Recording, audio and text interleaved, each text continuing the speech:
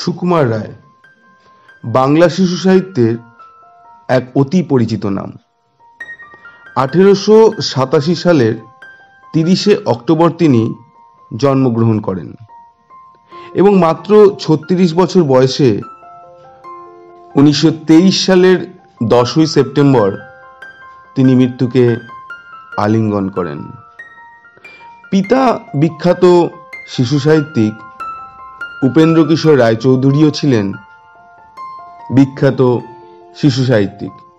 36 বছর বয়সের এই স্বল্প জীবনকালে সুকুমার রায় শিশুদের জন্য উপহার দিয়ে গেছেন অজস্র গল্প, কবিতা, নাটকের এক বিরাট ঝলমলে বাগান।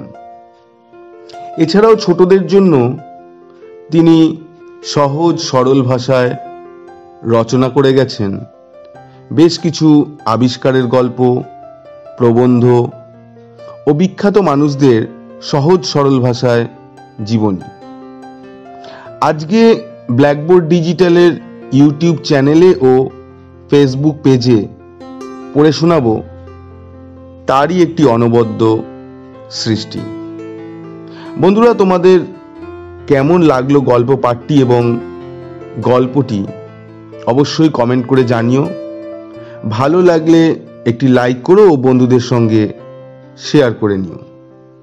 চ্যানেলটা যারা নতুন দেখছো তাদেরকে চ্যানেলটা সাবস্ক্রাইব করবার একটি অনুরোধ রইল এবং পেজটি অর্থাৎ ফেসবুক পেজটি লাইক ও ফলো করবার একটি অনুরোধ রইল। তাহলে চলো শুরু করা যাক আজকের গল্প। আজকের গল্প সুকুমার রায় রচিত সক্রেটিস। সে প্রায় 2500 বছর আগেকার কথা। গ্রিস দেশে এথেন্স নগরের একটি গরিবের ঘরে একটি কুশ্রী ছেলের জন্ম হয়। গরিবের ছেলে, পরনে তার ছেঁড়া কাপড়, 2 বেলা পেট ভরিয়া খাইতে পায় কিনা সন্দেহ। সে আবার লেখাপড়া শিখিবে কি রূপে? সে পাথরের মূর্তি গড়িতে পারিত। তাই বেচিয়া এবং অবসর মতো লোকের কাছে 2 কথা শিখিয়া মানুষ হইতে লাগিল। এমন সময় ক্রাইটো নামে একটি ধনী লোক এই ছেলেটির সঙ্গে আলাপ করিয়া তাহার মিষ্ট ব্যবহারে এত খুশি হইলেন যে তিনি তখনই নিজের খরচে তাহার পড়াশোনার ভালো ব্যবস্থা করিয়া দিলেন। সকলেই ভাবিল গরিবের ছেলে লেখাপড়া শিখিয়া এইবার একটা ভালো চাকুরি বা ব্যবসা করিবে। এথেন্স নগরে তখন একদল লোক থাকিত, তাহাদের ব্যবসা ছিল পণ্ডিতি করা। তাহারা লোকের কাছে পয়সা লইয়া আড্ডা খুলিত এবং সেইখানে বড় বড় কথা আওড়াইয়া চুলচেরা তর্ক করিয়া নানা রকম বিদ্যার ভরং দেখাইত। তাহাদের বলচালে ভুলিয়া লোকে মনে করিত না জানি তাহারা কত বড় পণ্ডিত। একটু বয়স হইলেই সেই গরিবের ছেলে এই পণ্ডিত মহলের পরিচয় লইতে আসিলেন। মুখে মিষ্টি মিষ্টি কথা, নিতান্ত ভালো মানুষটির মতো আস্তে আস্তে প্রশ্ন করেন, যেন তিনি কিছুই জানেন না।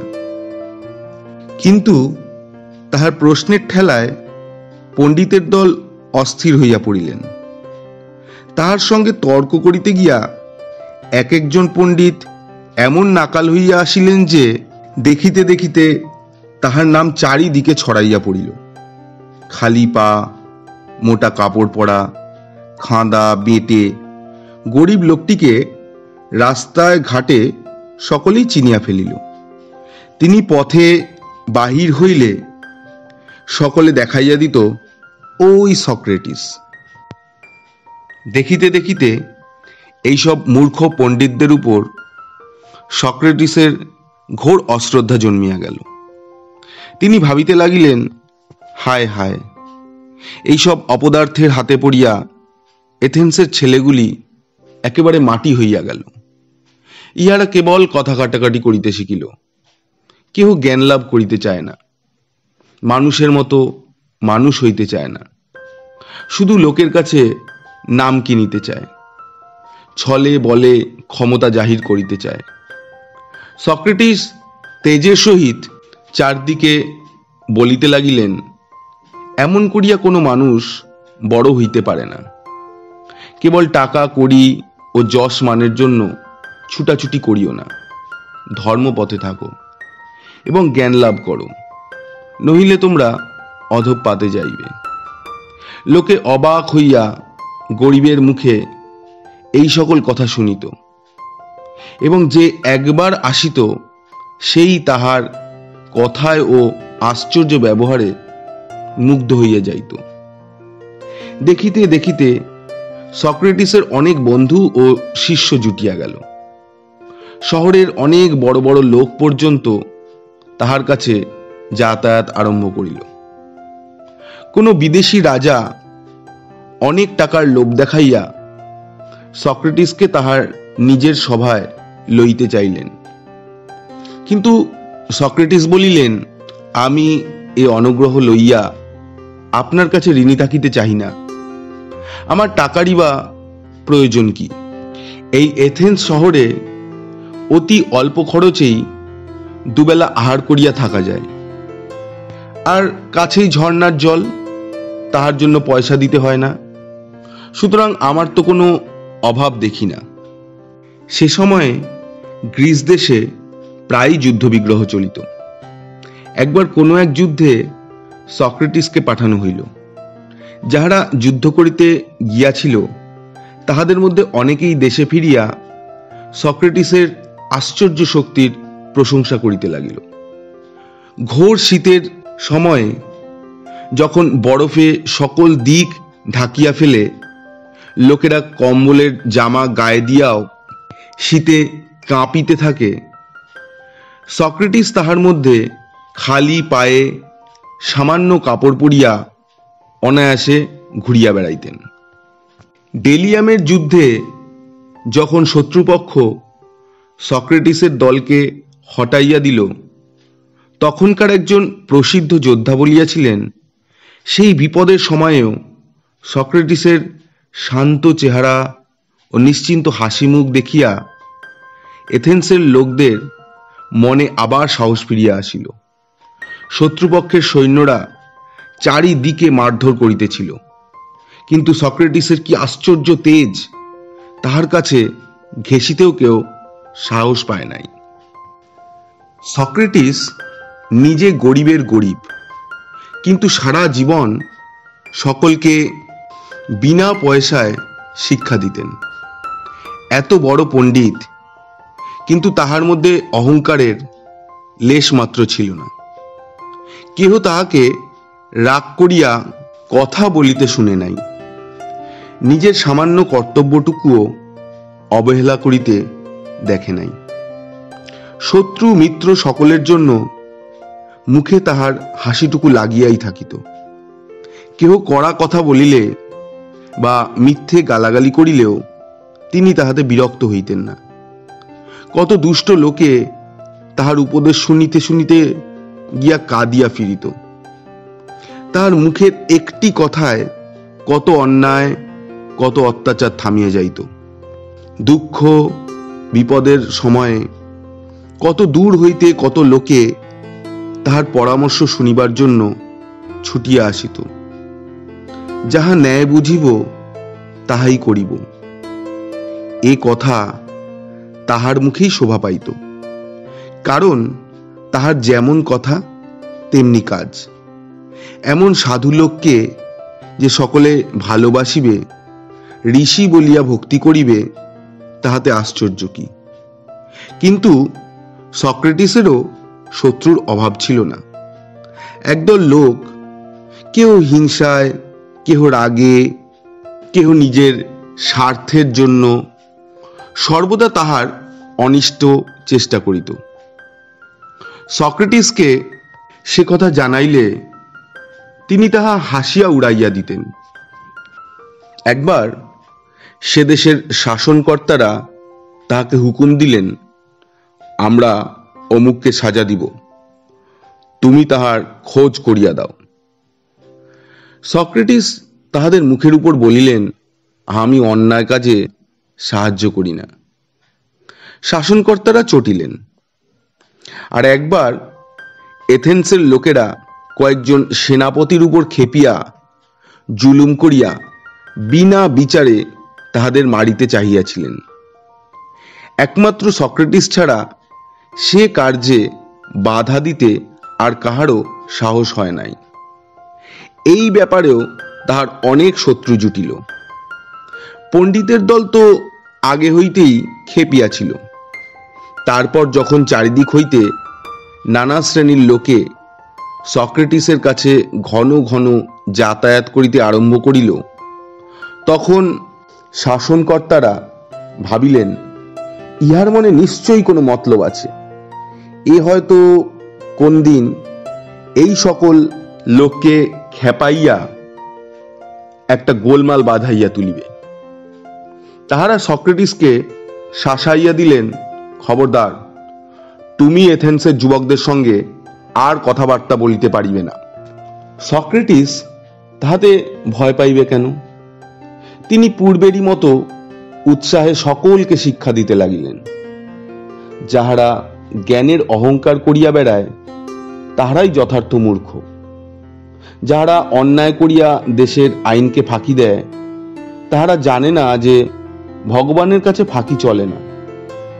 যে মানুষ খাওয়ায়, পড়ায়, অল্পতেই সন্তুষ্ট, সহজভাবে সরল কথায়, সৎ চিন্তায় সময় কাটায়, সেই সুখী। আতপেটা খাইয়াও সুখী। মানুষের নিন্দা অত্যাচারের মধ্যেও সুখী। এমনি করিয়া ঋষি সক্রেটিস ৭২ বৎসর বয়স পর্যন্ত যুবকের মতো উৎসাহে নিজের কাজ করিয়া গেলেন।